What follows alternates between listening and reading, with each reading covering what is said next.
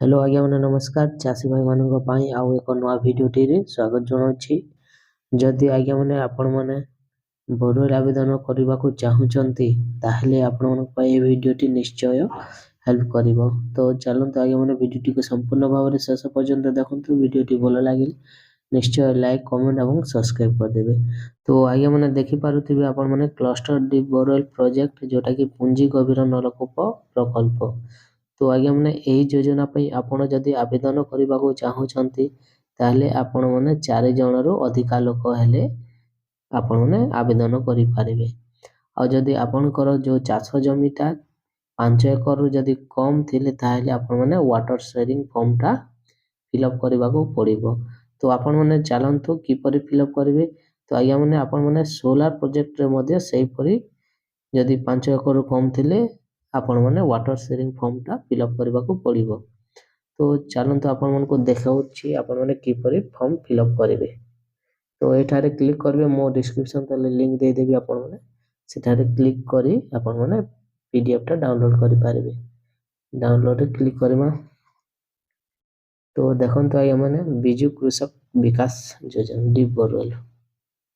तो देखंतु चुक्ति विषयक पक्ष अद्यता आपण मैंने को तारीख आवेदन करने को चाहूँगी से डेटा लिखिबे एठारे। तापर रिकॉर्ड एक्स अच्छे एटा छाड़ी देले चलिबो। तो आपण मैंने कहाँको जमी रे आवेदन करने को चाहती ताहा एठारे तांको नाम लिखिदेवे जोटा कि जेमती कि राम राम आवेदन करने को चाहूँगी तो राम को नाम लिखे तांको ग्राम पोस्ट ऑफिस थाना ब्लॉक जिला एपरि लिखिदेवे।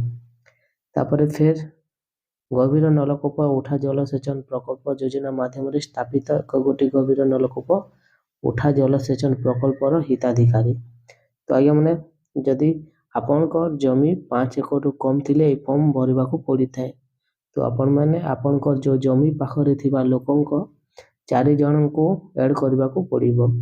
तो जदि आपण मैंने 4 जन न पाइले मध्य 2 जन पाइले मध्य करि पारबे कि जन पाइले मध्य करि पारबे। टोटल आपणकर जमी हेउथिबो 5 एकर। तो एठारे से व्यक्ति मानक नाम लिखे फास्ट निज नाम लिखे जेमती कि राम रामर ग्राम पोस्ट ऑफिस एपर लिखे तापर श्याम एपरि लिखे लिखि सारिला पर 4 जन को नाम।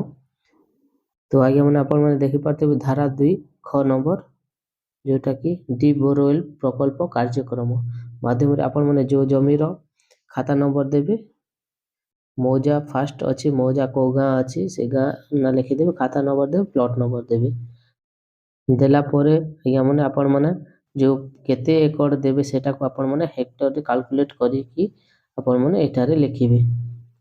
तापर जेते अवशिष्टांश हेक्टर थिला से सब लिखि सारला परे तलके करबे स्क्रॉल करबे स्क्रॉल कला परे आ टिके स्क्रॉल करदमा एटा किछु पढ़वा के नै पड़े एते चाहबे बोले पढ़ी पारबे मध्य आपण माने। आउ गोटे जिनिस लागिबो चाची भाई माने आपण मनक पाई एही चुक्तिनामा पई आवश्यक देउथिबा 21 टंका मूल्यर नॉन जुडिशियल स्टाम्प पेपर बाबद देय प्रथम पक्ष बहन करिवे। तो आपण मनक गोटे स्टाम्प पेपरटा लागिबो जोटा कि एडवोकेट बा वकील जो आपण माने तहसील के जीवा किबा कोर्ट के गले सेटारे से माने आपण मनक ए पेपर प्रिंट करी करी स्टाम्प पेपर रे अटैच कर देबे। आपण माने सेटा को फिलअप करेंगे और आपण माने सिग्नेचर मारिबे ए फॉर्म टी को एक स्टाम्प पेपर रे प्रिंट कर देबे।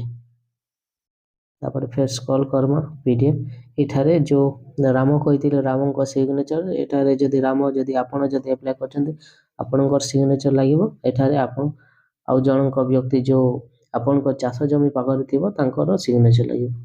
ए पके जदि आपण माने 4 जण करिसन्ते 4 जनक साखी लिखिदेवे एपरि आपण माने फॉर्मटा फिलअप करि पारिबे।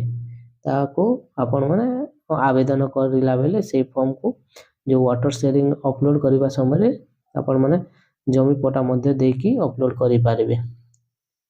और जदि आपण मानको किछु भी डाउट थिले आपण माने निश्चय कमेंट तले कमेंट करंतो मु आपण को मो द्वारा जहा हे पारबो आपण को शेयर जणाइबे।